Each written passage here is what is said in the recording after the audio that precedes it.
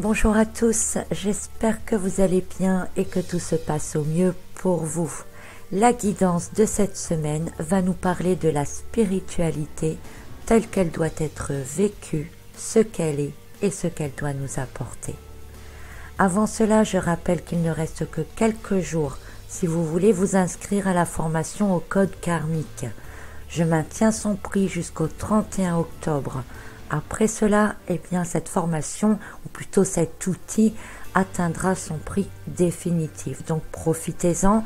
Je ne dis pas cela spécialement pour vendre, mais parce que quand je vois le bien fou que cela fait à toutes les personnes qui se sont déjà inscrites, quand je vois tout ce qu'elles réalisent, tout ce qu'elles comprennent, mais aussi les changements qui se produisent pour elles, je me dis que ce serait vraiment dommage de ne pas vous encourager à vous inscrire vous aussi, pour que vous aussi vous puissiez entamer cette aventure et pourquoi pas donc modifier votre vision des choses, modifier votre conscience et accéder à de nouvelles choses dans votre vie. Voilà, donc vous trouverez encore une fois le lien en dessous de la vidéo. Aussi pour tous ceux qui me réclament les guides astro 2020, ils vont arriver petit à petit, je ne suis pas une machine, je travaille énormément, j'ai donné priorité cet été à la création de la formation au code karmique justement parce que en plus elle est en plein dans les énergies actuelles et que c'est un outil de développement personnel que je devais absolument réaliser avant tout le reste. J'ai été poussée à la créer. Donc c'est comme ça. Donc je m'active actuellement à faire les guides Astro 2020 et je pense que vous les trouverez dans pas très longtemps, je l'espère. Voilà, donc trêve de bavardage et passons à notre guidance de la semaine. Nous avons 3 lames majeures, le soleil, l'étoile et la maison Dieu. Rien que le fait d'avoir tiré des lames majeures n'est pas anodin et indique que les énergies de cette semaine devraient être fortes et surtout que ce message doit être entendu, qu'il concerne tout le monde. La première lame, c'est donc celle du soleil. Le soleil, une carte pleine d'énergie, de joie, de réussite, c'est une carte qu'on aime voir. Elle donne envie d'avancer, surtout après une période un peu difficile. C'est le calme qui peut revenir, c'est le fait de pouvoir se détendre un peu, de profiter des instants présents. Une lame de partage également. Le soleil, c'est aussi plus que cela, puisqu'il nous indique également l'importance du travail du chakra du cœur. Ce travail, c'est celui d'être en mesure de recevoir à la fois les énergies psycho-émotionnelles qui viennent du bas et les énergies mentales et spirituelles qui viennent du haut, afin de trouver un équilibre dans tout cela. C'est donc une lame qui nous renvoie sur la gestion émotionnelle. Il est vraiment important que nous arrivions à tirer quelque chose de nos émotions. Elles sont le point de départ de ce que nous créons et de ce que nous vivons. Alors je ne vais pas trop revenir là-dessus parce qu'on en a déjà beaucoup parlé, mais cet équilibre trouvé nous permet de réagir avec intelligence tout en nous améliorant nous-mêmes, en nous offrant la possibilité d'être parfaitement équilibrés et bien dans notre peau. Ainsi, cela nous rappelle que c'est en vivant les émotions et en y apportant l'intelligence que l'on peut faire un travail sur soi. Alors, on retrouve aussi, bien entendu, la dualité dans cette lame, justement, donc l'opposition entre le haut et le bas, la force masculine, solaire aussi, et puis le nombre 19, un nombre qui vous invite à vous occuper de vous-même, d'ailleurs, avant de chercher à diriger et à vous occuper des autres. Vous devez prendre soin de vous et qu'il vaut mieux d'abord regarder en soi avant d'aller regarder chez les autres ou de juger les autres. Et c'est important de vous consacrer donc un peu de temps aussi avec le soleil pour recharger vos batteries. C'est une lame qui propose de ne pas hésiter aussi à demander de l'aide, à vous décharger de certaines choses pour ne pas vous laisser submerger et pouvoir avoir un temps pour vous et aussi un temps de repos. Donc c'est déjà très fort tout ça, hein, rien qu'avec le soleil. Et puis on ressent toute la bienveillance qui se dégage du regard du soleil comme une protection, un père qui surveille ses enfants tout en se réjouissant de les voir évoluer, s'amuser, grandir. Tiens, j'aime beaucoup cette image qui me vient tout à coup d'ailleurs. Le soleil, eh bien, il laisse les enfants découvrir, il les laisse faire leurs expériences. Il rappelle aussi que tout est comme il doit être et qu'il est important d'évoluer, de se chercher. Et quand vous faites un bond en avant spirituellement, eh bien votre progression peut devenir rapide. Mais pour cela, il ne faut pas avoir peur de changer, d'évoluer, bien entendu. Il ne faut pas avoir peur d'aller fouiller en soi, quoi que l'on y trouve, même si ce que l'on y trouve n'est peut-être pas toujours que du bon. Mais en prendre conscience en fait toute la différence. C'est en travaillant sur cela que vous pourrez modifier vos comportements, vos réactions émotionnelles, ce que vous créez dans le monde. Le Père Soleil nous rappelle qu'il est important de s'amuser, de grandir. La spiritualité n'est pas un couvent. La spiritualité, c'est l'expérience de la vie. Il faut donc vivre et vivre pleinement, en cherchant toujours la joie de ce que l'on fait. Donc en ce sens, encore une fois, eh bien, on nous rappelle ici l'importance de faire ce qu'on aime le plus, même si vous ne pouvez pas y consacrer votre temps plein, puisqu'on a aussi le partage et la dualité ici, mais faire la part des choses, faire ce que vous aimez faire en parallèle de vos activités quotidiennes. Garder un temps pour soi, pour se réaliser, afin que justement cette activité qui vous plaît, quelle qu'elle soit, eh bien, puisse vous apporter chaque jour une part de joie, chaque jour une part de détente, chaque jour une ouverture vers vous-même, vers ce que vous êtes vraiment au fond de vous. D'ailleurs, cette voie intérieure à suivre, eh bien, on le retrouve dans la carte suivante, qui est celle de l'étoile.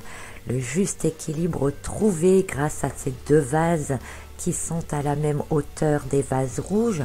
On est donc bien dans l'action. Et puis, on a ces 9 étoiles qui nous connectent aux énergies plus hautes.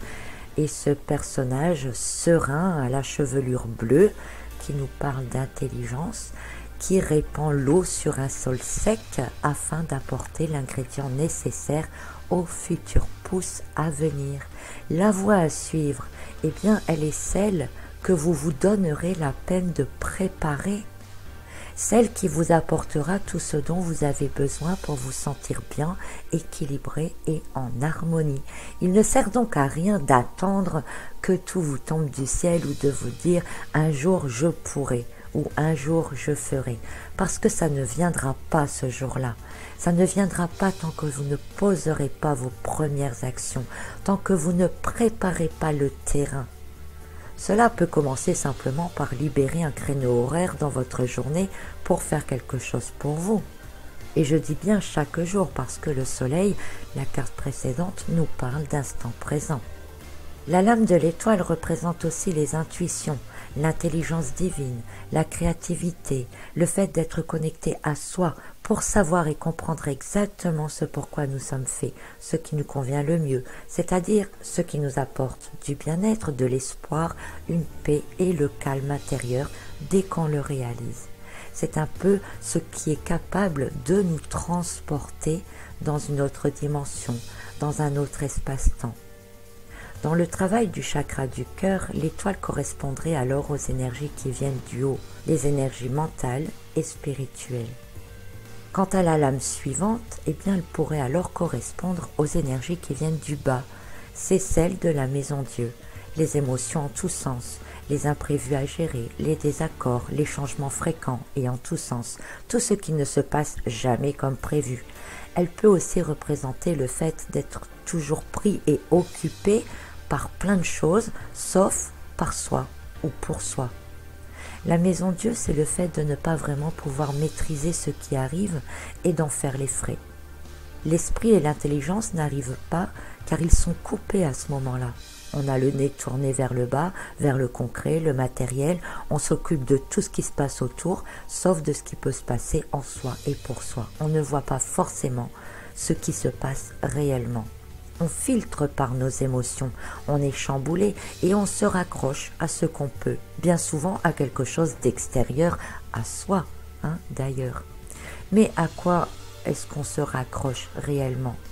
À ce qui nous semble tangible, à ce qui nous permet de ne pas perdre pied, à ce qui permet de ne pas voir en soi ce qui se passe vraiment, à ce qui permet de ne pas nous laisser emporter ou à nous mettre face à nous-mêmes. Ainsi nous luttons en permanence. Nous nous bridons simplement en cherchant à nous raccrocher à ce que l'on sait, ce que l'on connaît, ce qu'on a appris depuis toujours, à ce qui est extérieur à soi. Pourtant, si vous connaissez un peu le jeu, eh bien la maison Dieu laisse toujours place à quelque chose de mieux, de meilleur, de plus adapté. C'est nous qui résistons. Pourquoi après tout ne pas oser se laisser emporter pour une fois, avec la joie de découvrir ce qui viendra, comme nous le rappelle le soleil. Ainsi, si l'étoile représente les énergies mentales, intelligentes, spirituelles, qui nous invite à nous connecter à notre essence profonde, qui nous invite à trouver notre équilibre au sein de ce que nous aimons le plus. Et si la maison Dieu représente les énergies du bas, les bouleversements psycho-émotionnels, eh bien alors le chakra du cœur et du plexus, montré dans la lame du soleil, doit ici faire son travail. C'est-à-dire qu'il doit unir ces deux énergies pour que vous ne soyez ni trop emporté par les émotions, ni trop dans l'évasion. C'est-à-dire être présent, être lucide, savoir observer et apprendre, savoir où l'on se situe soi, ce qui est touché en soi, ce qui peut être changé, ce qui sera bon, ce qui vous renforcera, ce qui vous conduira sur votre véritable voie. Trouvez également ce que vous pouvez faire vous dans l'instant présent, être capable de voir les autres solutions qui se présentent, de ne pas se laisser démonter, mais non pas non plus s'accrocher. C'est ce qui permet de surfer sur les vagues, tout en se découvrant soi au travers du quotidien. C'est ce qui permet de faire un travail spirituel dans la vie quotidienne. Vous ne devez pas subir les événements, vous devez tirer de chaque événement quelque chose sur vous-même. La spiritualité se vit, elle se vit tous les jours et vous pouvez la travailler tous les jours en pleine conscience. Chaque chose vécue doit vous apprendre davantage sur vous-même, doit vous permettre de comprendre ce qui ne va pas en vous, ce qui est sensible, ce qui est trop prononcé ou pas assez, ce qui est votre point fort aussi. C'est le meilleur moyen de savoir qui l'on est, quoi et comment travailler sur soi. C'est donc le meilleur moyen d'évoluer véritablement, en s'améliorant soi. Vivez votre spiritualité, soyez conscient. Ainsi, pour tous ceux, par exemple, qui pensent que méditer, c'est faire le vide dans sa tête, j'ai envie de répondre qu'il ne s'agit pas de faire le vide véritablement.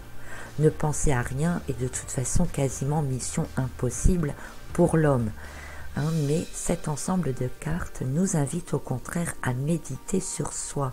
Le principe étant de ne pas penser aux problèmes et aux obligations que vous avez pendant ce temps-là, mais par exemple chaque jour de prendre un temps pour repenser à votre journée, à ce qui a été vécu, à ce qui a été ressenti, comment vous l'avez vécu, qu'est-ce qui vous a fait plaisir, qu'est-ce qui vous a choqué ou chagriné, qu'est-ce qui vous a reposé. Vous pouvez méditer en vous concentrant sur tout cela et voyez vos failles, voyez ce que vous auriez pu faire d'autre, voyez ce que vous referiez exactement pareil aussi. Ainsi votre spiritualité s'épanouira, car en apprenant plus sur soi, en se regardant en face avec bienveillance comme le soleil, sans avoir besoin de se juger ou de juger les parts lumineuses et les parts sombres de vous-même, eh bien vous pourrez simplement vous observer en train de grandir.